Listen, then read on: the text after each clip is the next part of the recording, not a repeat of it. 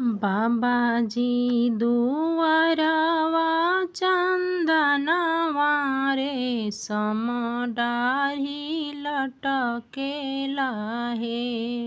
बाबाजी दुआरवा चंदनवा रेशम डाढ़ी लटकेला हे। मचिया बैठल दादी बोलेली रेशम सुतवा हम लेहब हे। मचिया बैठल दादी बोलेली रेशम सुतवा हम लेहब हे। चरखा चलाई सूत काटब सूत हम सोटब हे। बारी बारी कतब जनेउआ हरदिया में रंगब हे। बारी बारी कतब जनेउआ हरदिया में रंगब हे। बेदिया पर बैठेले प्रीतम बरुआ उनका के पहिराए बहे। बेदिया पर बैठेले दुलरुआ बरुआ उनका के पहिराए बहे। पिताजी दुआरवा चंदनवा रेशम डाढ़ी लटकेला हे।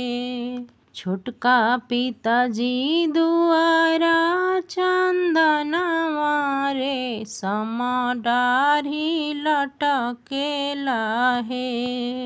बड़े पापा दुआरिया चंदनवा रेशम डाढ़ी लटकेला हे।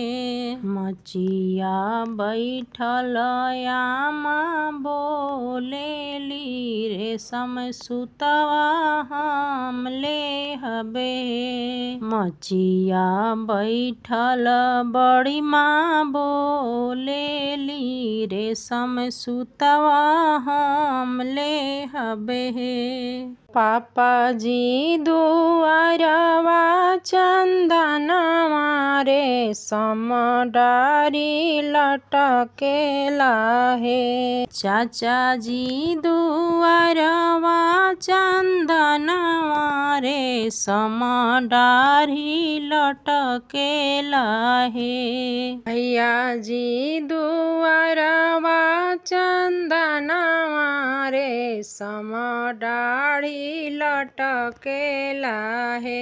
मचिया बैठल आमा बोलेली रेशम सुतवा हम लेहब हे। मचिया बैठल चाची बोलेली रेशम सुतवा हम लेहब हे। मचिया बैठल भाभी बोलेली रेशम सुतवा हमें चाही हे। चरखा चलाई सूत काटब सूत हम सोटब हे। बारी बारी कतब जनेउआ हरदिया में रंगब हे। बेदिया पर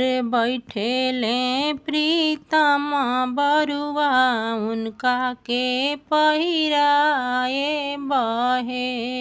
बेदिया पर बैठेले दुलरुआ बरुआ उनका के पहिराए बहे। मामाजी दुआरवा चंदनवा रेशम डाढ़ी लटकेला हे। मचिया बैठल मामी बोलेली, रेशम सुतवा हम लेहबे। चरखा चलाई सूत काटब, सूत हम सोटब हे। बारी बारी कतब जनेउआ, हरदिया में रंगब हे।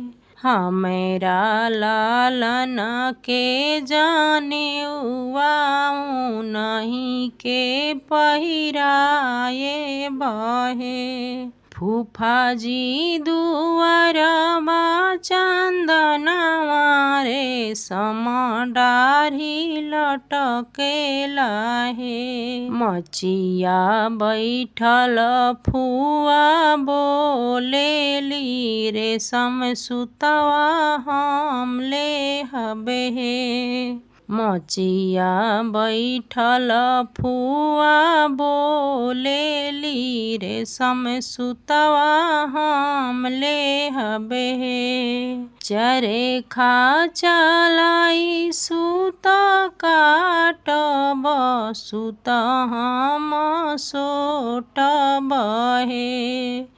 बारी बारी कतब जनेउआ, हरदिया में रंगब हे। हमर लालन के जनेउआ, उनही के पहिरा